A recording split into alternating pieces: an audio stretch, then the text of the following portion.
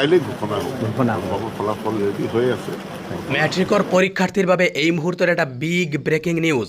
যে আজি অৰ্থাৎ 10 এপ্ৰিল দিনৰ 10 বজাতেই ঘোষণা হ'ব অতি প্ৰত্যাশিত মেট্ৰিকৰ পৰীক্ষাৰ ফলাফল আৰু এই খবৰটো ইতিমধ্যে চূড়ান্ত হৈ পৰিছে আমাৰ হাতত এই সন্দৰ্ভত শিক্ষামন্ত্ৰী ডক্টৰ ৰণোজ পেগুৰ মন্তব্য আহি পৰিছে সবিস্তাৰে আপোনালোকক জনাব বিচাৰোঁ লগতে আপোনালোকক শ্বেয়াৰ কৰিম যে আজি ফলাফল ঘোষণা হোৱাৰ পিছত কিদৰে নিজৰ মেট্ৰিকৰ ৰিজাল্টটো চেক কৰিব লাগে তো ভিডিঅ'টো একেবাৰে শেষলৈ চাই থাকিব আৰু নিজৰ বন্ধু বান্ধৱীলৈ এই ভিডিঅ'টো শ্বেয়াৰ কৰি দিব যাতে তেওঁলোকেও এই বিষয়ে অৱগত হ'ব পাৰে এটা গুৰুত্বপূৰ্ণ খবৰ যে আজি অৰ্থাৎ 10 এপ্ৰিল দিনৰ 10 বজাতেই মেট্ৰিকৰ পৰীক্ষাৰ ফলাফল বোৰ্ডে ঘোষণা কৰিব তো আপোনালোক সাজু থাকক আজি মেট্ৰিকৰ ফলাফল লাভ কৰিব শিক্ষামন্ত্ৰী ডক্টৰ ৰণোজ পেগুৱে খালি এই কথাটো উল্লেখ কৰিছে আৰু আপোনালোকে জানে কিছুদিন আগতে মুখ্যমন্ত্ৰীগৰাকীয়ে উল্লেখ কৰিছিল যে 10 এপ্ৰিল আৰু ইলেকশ্যনৰ পিছদিনা মেট্ৰিকৰ ফলাফল দিয়া হ'ব বুলি আৰু এই খবৰটো ইতিমধ্যে চূড়ান্ত হৈ পৰিছে যিহেতু শিক্ষামন্ত্ৰীগৰাকীয়ে নিজৰ মন্তব্যত উল্লেখ কৰি কৈছে যে 10 এপ্ৰিল অৰ্থাৎ আজি দিনৰ 10 বজাতে মেট্ৰিকৰ ফলাফল দিয়া হ'ব বুলি আৰু ফলাফল ইতিমধ্যে সম্পূৰ্ণৰূপে সাজু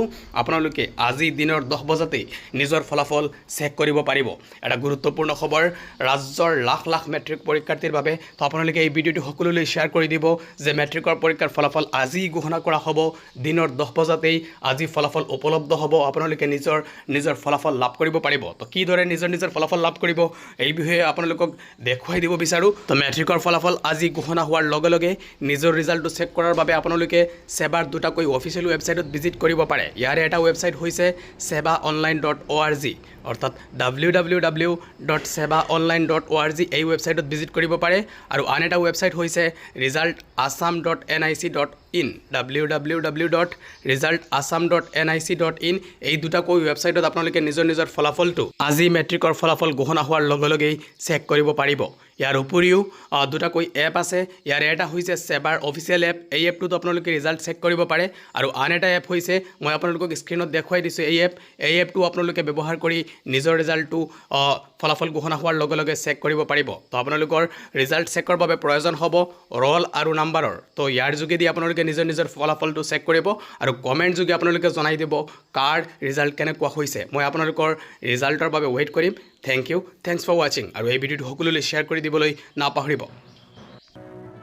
পৰীক্ষাৰ ফলাফল ইতিমধ্যে ৰেডি হৈছে বুলি মই গম পাইছোঁ আৰু আজি যিহেতু নিৰ্বাচন